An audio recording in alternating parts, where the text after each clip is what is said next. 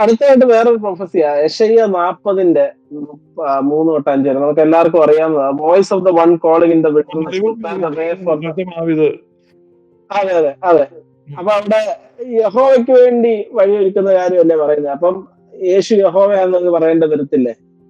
ഇല്ല, യഹോവയ്ക്ക് വേണ്ടി വഴി ഒരുക്കിയില്ലല്ലോ അവിടെ ആരും. പുതിയ നിയമത്തിൽ എവിടെയല്ലേ യഹോവയ്ക്ക് വേണ്ടി വഴി ഒരുക്കുക? In the wilderness prepare the way for Yahweh. അത് ഫുൾഫിൽ ആകുന്നത് അതേ സെയിം വാക്യം എടുത്തിട്ടാണല്ലോ യോഹന്നാൻ അവിടെ ഫുൾഫിൽമെന്റ് വരുന്നത്. Prepare the way for Yahweh എന്നുള്ളിടത്ത് യേശു വന്നു. അല്ല, അങ്ങനെയില്ല. സ്ഥലമല്ലേ, പൊസിഷൻ അല്ലേ. ഭൂമിയിൽ കർത്താവിന് വഴിയൊരുക്കുവി.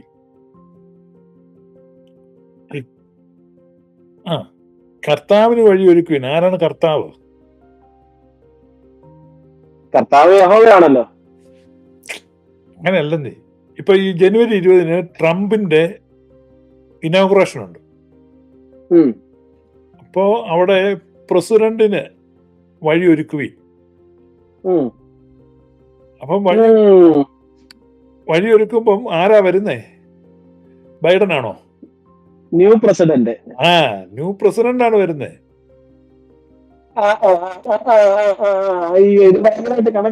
ഭയങ്കരമായിട്ട് കണക്ട് ആയി. കാരണം ഓൾറെഡി ഉള്ള പ്രസിഡന്റിന് വഴിയൊരുക്കേണ്ട ആവശ്യമില്ല. ഇല്ലല്ലോ, അവനെന്തിനാ വഴിയൊരുക്കുന്നു? ഇവനെ അവിടുത്തെ ആളെങ്കിൽ അവന് വഴിയൊരുക്കുന്ന എന്തിനാ? അവനവിടെ ഇരിക്കുന്നു. അത് കണക്ക് ചോദിച്ചാ അത് ഭയങ്കര ഒരു റെവലേഷൻ ആയിരുന്നു കേട്ടോ. അത് ശരിയാ. കാരണം യേശു വരുന്നത് എന്തല്ലേ? കർത്തൃത്വത്തിലേക്ക്. അതുകൊണ്ടാണ് യേശു കർത്താവെന്ന് പറയുന്നവൻ രക്ഷപ്പെടുമെന്ന് പറയുന്നത്. യഹോവയുടെ കർത്തൃത്വം ഇനി ഇല്ല. യേശു ആണ് ആ കർത്തൃത്വത്തിലേക്ക് വരുന്നത്.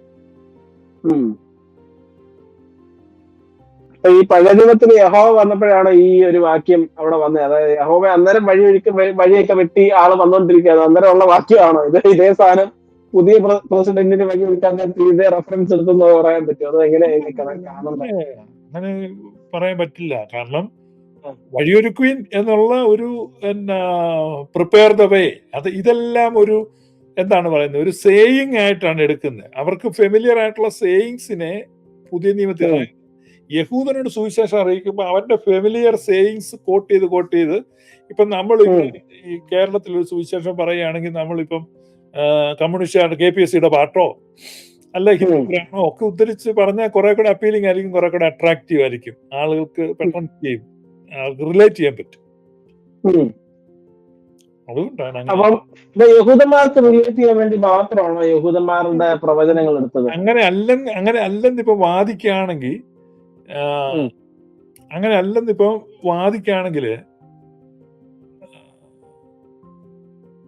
ഞാനിപ്പോ ഒരു വാക്കെടുക്കാം. ഇപ്പൊ പൗലൂസ് ശ്ലീഹായുടെ ഏതൻസിലെ പ്രസംഗം പ്രവൃത്തിയുടെ പുസ്തകം 17 അധ്യായത്തിലുണ്ട്. Acts chapter 17. അപ്പൊ ആ പ്രസംഗത്തിന്റെ പകുതിക്ക് ഞാനിവിടെ കാണിക്കുന്നത്, ഭൂതലത്തിലെങ്ങും കുടിയിരിപ്പാൻ അവൻ ഒരുത്തനിൽ നിന്ന് മനുഷ്യജാതിയൊക്കെയും ഉളവാക്കി അവരുടെ നിവാസത്തിന് അതിരുകളും കാലങ്ങളും നിശ്ചയിച്ചു.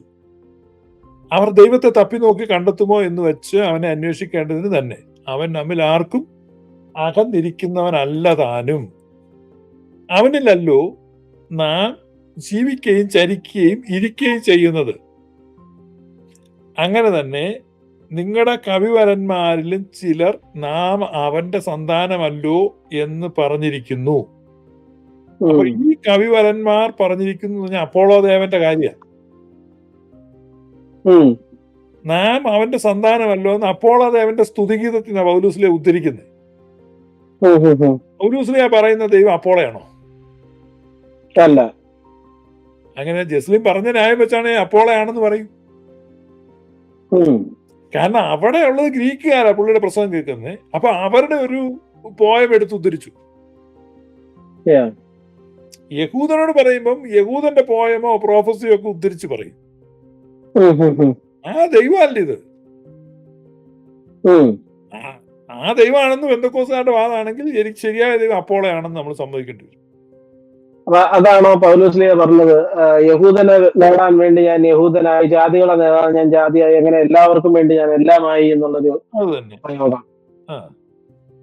അപ്പം ഹിന്ദുക്കളുടെ ഇടയിൽ വന്നായിരുന്നെങ്കിൽ പൗലോസ്ലിഹ നമ്മുടെ ഈ ഭഗവത്ഗീതയെന്നും രാമായണത്തിനും ഒക്കെ കോട്ടി ഇപ്പം കായംകുളത്ത് പ്രസംഗിക്കുന്ന കൂചന്തൻ രാമരാമേതി മധുരം മധുരാക്ഷരം ആരോഗ്യം കവിതാശാഖം വന്ദേ വാൽമീകി ഗോകുലം എന്നൊക്കെ.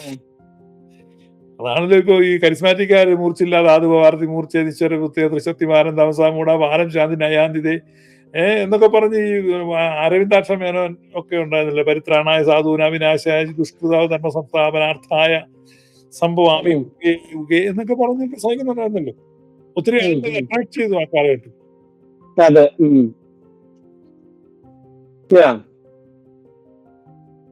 അപ്പൊ എന്തായാലും എന്റെ കയ്യിലുള്ള ചോദ്യങ്ങളെല്ലാം കഴിഞ്ഞിരിക്കുകയാണ് ചിന്തിച്ച. ഇത്രേ ഉള്ളായിരുന്നു. ഇതിനകത്ത് major areas of concerns Shibichan അടിച്ചു നിരപ്പാക്കിയിട്ടുണ്ട്. പ്രൊഫസിയെ കുറിച്ചുള്ളതായിരുന്നു മേജർ കൺസേൺ. പിന്നെ കൃത്യസ്തുതി ഒന്നായിരുന്നു.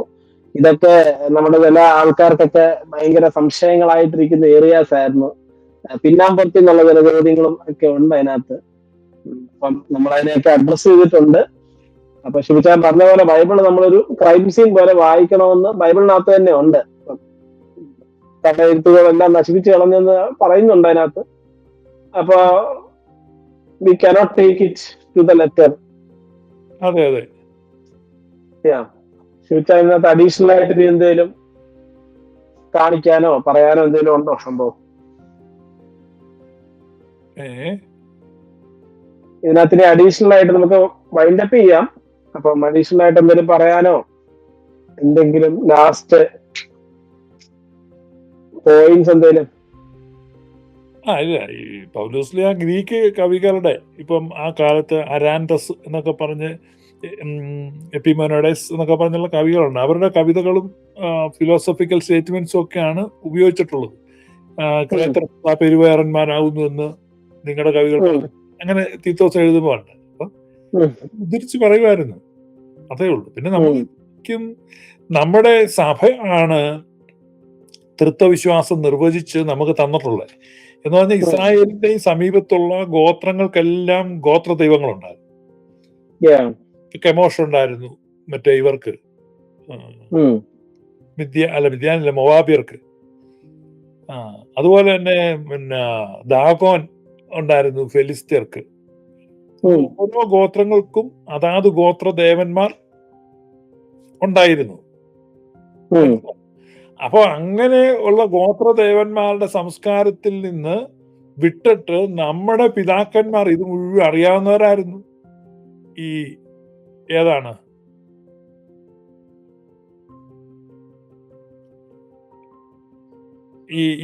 ഈ പറഞ്ഞ ഇങ്ങനെയുള്ള ദൈവങ്ങളെ പറ്റിയൊക്കെ.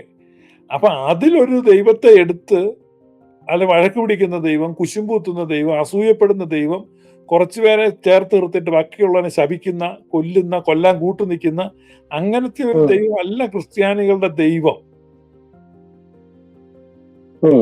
അതുകൊണ്ട്